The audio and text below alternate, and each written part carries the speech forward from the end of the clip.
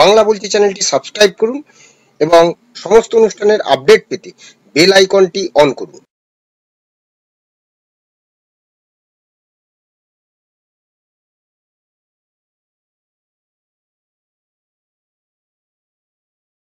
নমস্কার, বাংলা বলছি চ্যানেলে আপনাদের স্বাগত। মহালয়ার সকালেই বাঁশদ্রোণীতে কলকাতা পুরসভার 113 নম্বর ওয়ার্ডের অন্তর্গত বাঁশদ্রোণীতে একটি ছাত্রের মর্মান্তিক মৃত্যু ঘটে। নবম শ্রেণীর এক ছাত্র পেল ওড়াদের ধাক্কায় তার মৃত্যু হয় এবং রাস্তার কাজ চলছিল। কিন্তু যেটা দেখছিলাম যে এই দীর্ঘ কয়েক মাস ধরে বিভিন্ন বিষয়ে পুলিশের যে ভূমিকা, পুলিশের যে সক্রিয়তা, পুলিশের যে ভূমিকা তা নিয়ে কিন্তু নানাভাবে প্রশ্ন উঠেছে এবং বিশেষ করে আরজিকর কাণ্ডের পরে মানুষের কাছে পুলিশ কিন্তু আগে যতটা ভিলেন ছিলেন তার থেকেও কি আরো বেশি হচ্ছেন, অর্থাৎ পুলিশ মানেই মানুষের কাছে কি শত্রু, এরকম একটা পরিবেশ কি তৈরি হচ্ছে। আজকের যে চিত্র বাঁশদ্রোণীতে দেখলাম, সেই চিত্র দেখে পুলিশের যে অসহায় মুখ, অর্থাৎ বাঁশদ্রোণী থানার ওসি তাকে কাদা জলে নামিয়ে মানুষ ঘিরে ধরেছেন যে কেন কাউন্সিলর ঘটনাস্থলে আসেননি এই মর্মান্তিক মৃত্যুর পরে। তাই এই প্রশ্নটা আজকে বারবার মনে হচ্ছে যে সংবাদ মাধ্যমে কাজ করার সুবাদে বহু পুলিশ কর্মী, বহু পুলিশ আধিকারিক, আইপিএস আইএস তাদের সঙ্গে আমাদের যোগাযোগ রয়েছে, কিন্তু তাদেরকে কোথাও যেন এর আগের জমানাতেও দেখেছিলাম বা এই জমানাতে যে মানুষের কাছে পুলিশ কি ক্রমশ শত্রুতে পরিণত করা হচ্ছে বা শত্রু হয়ে যাচ্ছে, মানুষের চোখে পুলিশ কি শত্রু হয়ে যাচ্ছে। সেই যেরকম শত্রু সিনেমায় একটা আমরা দেখেছিলাম, সেই পুলিশ কি এখন মানুষের চোখে শত্রু হচ্ছে। আজকে এই বিষয়গুলি নিয়ে আলোচনা করার আগে এই ভিডিওটা একবার দেখে নেওয়া জরুরি।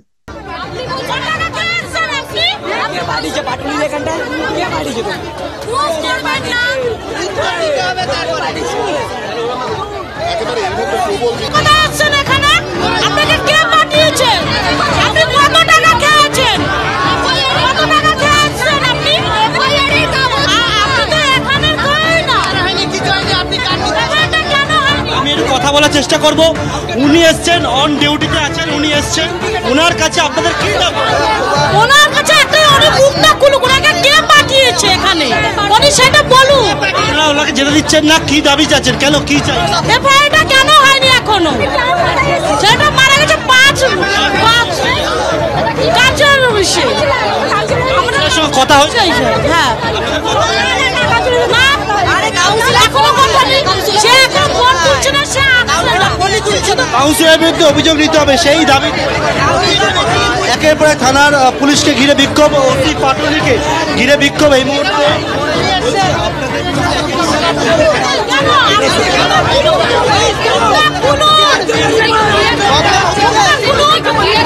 আপনি রেস্কিউ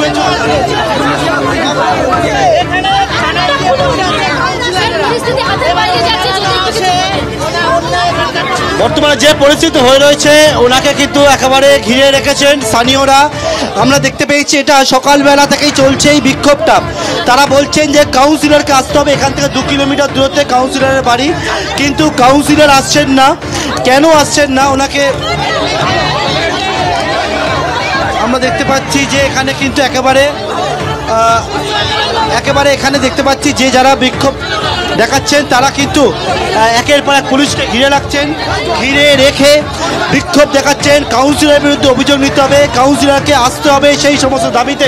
এবিপি আনন্দের এই ভিডিওটি বিভিন্ন সংবাদ মাধ্যমে আমরা দেখেছি, কিন্তু এই ভিডিওটি দেখালাম যেখানে কাদা জলে বাঁশদ্রোণী থানার ওসিকে আটকে দেওয়া হয়েছে, মানে আটকে রাখা হয়েছে বলা যায়। রাস্তা খারাপ, সেই কাদা জল, তাই তাকে আটকে রাখা হয়েছে। অভিযোগ যে আসছেন না কেন এলাকার কমিশনার, যিনি পুরো প্রতিনিধি, তিনি কেন আসছেন না, 61 জন অনিতা কর, তিনি কেন আসছেন না। কিন্তু প্রশ্ন হলো তার যে অসহায় মুখ, সে অসহায় মুখ নিয়ে দেখেই ভাবছিলাম যে তিনি তো গেছেন তার কাজে, তিনি গেছেন, এলাকার একটা ঘটনা ঘটেছে, সেই ঘটনার জন্য তিনি গেছেন এলাকার পরিস্থিতি শান্ত করতে, কিন্তু সেখানে যে তাকে এই অবস্থার মধ্যে পড়তে হবে কেন, কেন মানুষের সঙ্গে যে পুলিশের একটা নিবিড় সংযোগ, নিবিড় যোগাযোগ, মানুষকে নিরাপত্তা দেয় পুলিশ, আর সেই পুলিশও তো একজন মানুষ। তাহলে কেন পুলিশের উর্দি দেখলে মানুষ খেপে যাচ্ছে? পুলিশ কি ক্রমশ শত্রুতে পরিণত হচ্ছে মানুষের চোখে? আজকে আমরা এই বিষয়গুলো নিয়ে আলোচনা করব।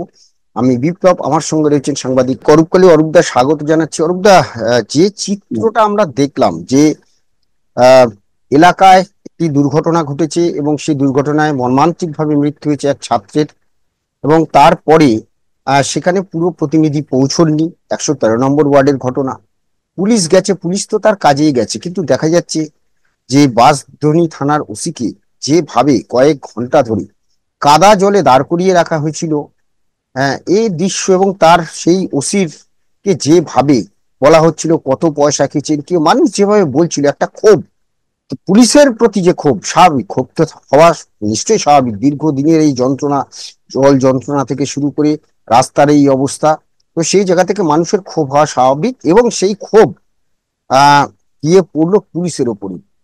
কিন্তু আমরা যদি দেখি আরজিকর কাণ্ড তো বটেই, তার আগে নানান বিষয়ে এ রাজ্যের পুলিশ শাসক দলের হয়ে কাজ করার তাদের যে ভূমিকা, সে ভূমিকা বারে বারে প্রশ্ন উঠেছে, এবং এই ভূমিকার জন্যেই আরজিকরের যে কাণ্ড, যেখানে তথ্য লোপাটের অভিযোগ উঠেছে, তারপরে পুলিশকে কাজ মানে মানুষের চোখে পুলিশ যেন ক্রমশ ভিলেন হতে শুরু করেছে। আজকের দিনে দাঁড়িয়ে এই দৃশ্য দেখার পরে তাহলে কি মনে হচ্ছে যে পুলিশকে ক্রমশ মানুষের কাছে শত্রু পরিণত হচ্ছে পুলিশ?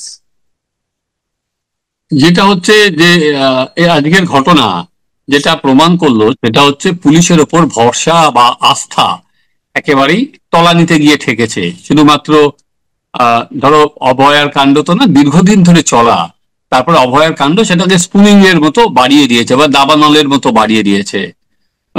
ফলে যেটা খুবই খারাপ, বা যেটা বিপ্লব একেবারেই পুলিশের ওপর যদি আস্থা চলে যায় বা পুলিশের ওপর যদি সাধারণ মানুষের ভরসা না থাকে, তাহলে কোথায় যাবে? তাহলে তো একটা অরাজক পরিস্থিতির সৃষ্টি হবে, তাই নয়?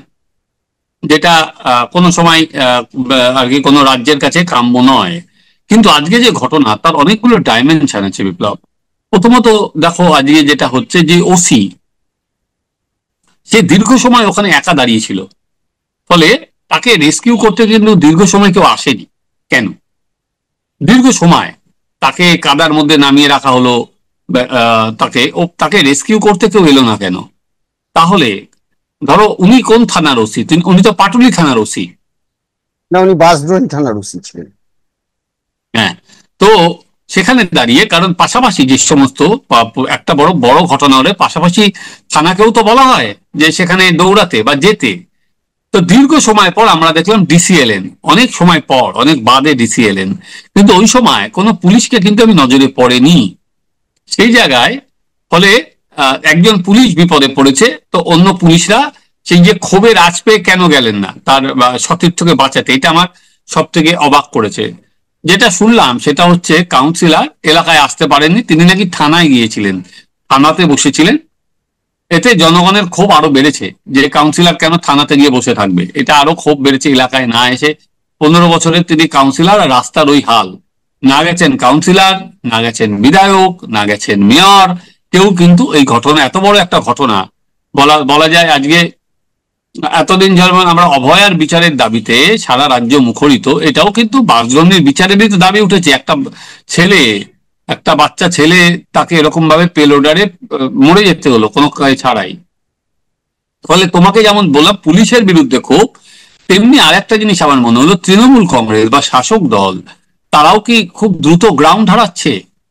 কেন বলছি, সেই জায়গায় আমরা যদি দেখি যে কোনো জায়গায় এরকম ঘটনা আজকে থেকে ধরো কিছুদিন আগে হলেও, যে শাসক দলের নেতারা ছুটে যেতেন, তারা সেটা আয়ত্তে আনার চেষ্টা করতেন, লোকের সঙ্গে বসতেন।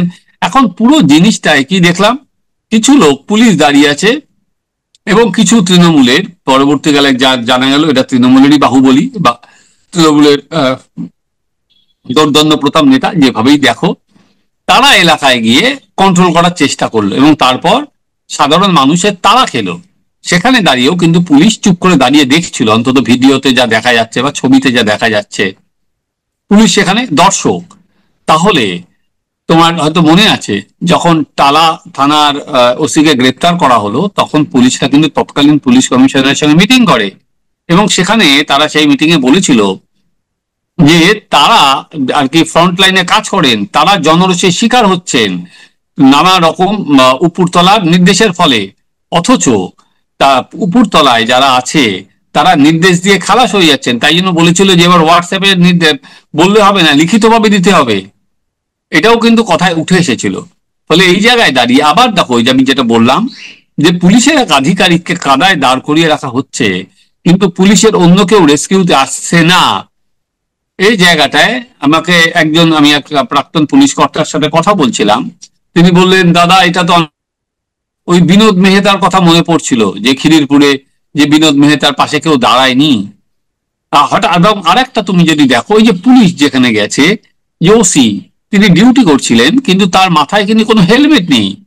একটা কোনো জায়গায় ধরো যেখানে একটা মব আর কি রেগে উঠেছে বা ক্ষোভ হচ্ছে, সেখানে দাঁড়িয়ে একটা পুলিশ বা ওসি তিনি যাচ্ছেন, তো তিনি তো গার্ড নিয়ে যাবেন, একটা হেলমেট সেটাও তো যাবেন, কিন্তু আমি সেটাও দেখিনি। ফলে একদিকে তুমি ঠিকই বলেছো, পুলিশের বিরুদ্ধে ক্রমান্বয়ে ক্ষোভ বাড়ছে। আমি গণশত্রু কথাটা বলতে চাই না, কারণ পুলিশ যদি গণশত্রু হয়ে যায় তাহলে সমাজ একেবারে তলানিতে গিয়ে ঠেকবে। যারা অরাজক শক্তি তারা কিন্তু এর সুযোগ নেবে। যেমন ইতিমধ্যেই আমি দেখতে পারলাম যে জুনিয়র ডাক্তারদের আন্দোলনে কোনো কারণ ছাড়াই কাশ্মীর সে আজাদি, মণিপুর সে আজাদি এ কথা বলার কোনো মানে নেই, এই আন্দোলনের সঙ্গে সেটা যায়ও না। ফলে যারা এটা করছে এরা আমি মনে করি এরা একেবারেই অরাজকতাই সৃষ্টি করার চেষ্টা করছে। ফলে এই শক্তিগুলো, পুলিশের ওপর যদি মানুষের আস্থা বা ভরসা চলে যায়, এরা কিন্তু অনেক বেশি শক্তিশালী হয়ে উঠবে, যেটা আমাদের রাজ্যের পক্ষে খুব ক্ষতিকারক। বিপ্লব, একদম এই জায়গাটা থেকে বলছি, আমি সবকিছু বুঝলাম, কিন্তু আমি যখন ওই মানে ওসির, বাঁশদ্রোণী থানার ওসির যে মুখটা যখন দেখছিলাম, যে তার যে অসহায়তা প্রকাশ পাচ্ছে তার মুখে, তাকে চারদিকে জনগণ ঘিরে ধরেছে, একটা মব ঘিরে ধরে তাকে বলছে যে আপনি কেন এসেছেন, আপনি কত পয়সা খেয়েছেন, মানে এটা যখন বলছে এবং কাদা জলে তাকে ঘিরে দাঁড় করিয়ে রেখেছে, মানে এই যে একটা অসহায়তা, এই যে মানে আমরা অনেক বন্ধু বান্ধব আমাদের রয়েছে যারা পুলিশে চাকরি করেন, হ্যাঁ, তারা তো মানে তারাও তো মানুষ, তারাও তো আমাদের বলা যায় যে পরিবারের লোকজন, কিন্তু মানে এই যে মানে উপরতলা পুলিশের নির্দেশ মানতে গিয়ে এই মানুষগুলো আজকে যে জায়গায় যাচ্ছে, আগামী দিনে এই পুলিশকে যে একটা মানে মানুষের কাছে যে একটা শত্রু, যেন পুলিশ যেন একটা শত্রু উর্দি দেখলেই, অথচ দেখো যে আমরা যখনই কোনো বিপদে পড়ি যে কোনো কিছুতে, আমরা কিন্তু ছুটে যাই আত্মরক্ষা, মানে নিরাপত্তার জন্য আমরা ছুটে যাই কিন্তু পুলিশের কাছে। আমরা জানি যে পুলিশের কাছে গেলে আমরা নিশ্চয়ই একটা নিরাপত্তা পাবো, তো সেই পুলিশ আজকে শত্রুতে পরিণত হচ্ছে মানুষের কাছে। আগামী দিনে এই পুলিশকে কি মানে পুলিশের কথা কি আর মানুষের মানে প্রতি যে ভরসা, সেই ভরসা কি আর থাকবে? আমি তো তোমাকে সেটাই বললাম যে পুলিশের ওপর যদি ভরসা উঠে যায় বা আস্থা উঠে যায়, এবং একটা ঘটনা তো ধরো আজকে আর একটা ঘটনার জন্ম দেয়, একটা ক্ষোভ তো খুব সংক্রামক, খুব তাড়াতাড়ি ছড়ায়, এবং টিভিতে যখন সারাদিন ধরে দেখছে একটা পুলিশকে ওরকম ভাবে দাঁড় করিয়ে রাখা যায়, ফলে এই সংক্রামিত যদি এটা অন্য জায়গায় যায় সেটা খুব ক্ষতিকারক হবে। তোমার হয়তো মনে আছে বিপ্লব, যেটা 2009-এর পর যার কি যখন বাম সরকার ছিল তাদের ওপর ক্ষোভ এতটাই বাড়লো মানুষের, তারপরে কিন্তু 2009-এর পঞ্চায়েত ভোটের পর পুলিশও কিন্তু আর কি সিপিএম এর সঙ্গ দেয়নি, পুলিশ কিন্তু ঘুরে গিয়েছিল। পুলিশের যে দেখলো যে জনগণের রোষ যদি সঙ্গে চলে যায়, তখন পুলিশ কতটা ট্যাকেল করবে, কিভাবে মোকাবিলা করবে। দেখো, জানতে বলতে চাইছিলাম আর কি, যে জনগণের যে রোষ, হ্যাঁ, তাই তো আমি বললাম পুলিশ কি করবে, জনগণের রোষ যখন এমন জায়গায় যায় সেটা কন্ট্রোলের বাইরে বেরিয়ে যাচ্ছে। এবং পুলিশকে দেখলে দেখো, পুলিশ তো কারো না কারোর আদেশ পালন করে। পশ্চিমবঙ্গে এমন অবস্থা দাঁড়িয়ে গেছে যে পুলিশ তো আর ফ্রিলি কোনো কাজ করতে পারে না। ফলে কোনো পলিটিক্যাল নেতার বা তার রাজনৈতিক যারা কর্তা তাদের আদেশ মানতে গিয়ে, বা যারা উপরওয়ালা তাদের আদেশ মানতে গিয়ে, যেটা অনেক সময় যে নির্দেশটা হয়তো সঠিক পথে হয় না, যেটা হয়তো তাদের অনেক অনিয়মকে নিয়মে নিয়ে আসতে হয়, সেইখানে করতে গিয়ে নিচু তলার যারা পুলিশ তারা কিন্তু আজকে তুমি দেখতে পাচ্ছ যে এই জায়গায় আজকে তাদের একটা যন্ত্রণা বা তাদের আজকে একটা এরকম ভয়াবহ পরিস্থিতির মধ্যে গিয়ে পড়তে হচ্ছে।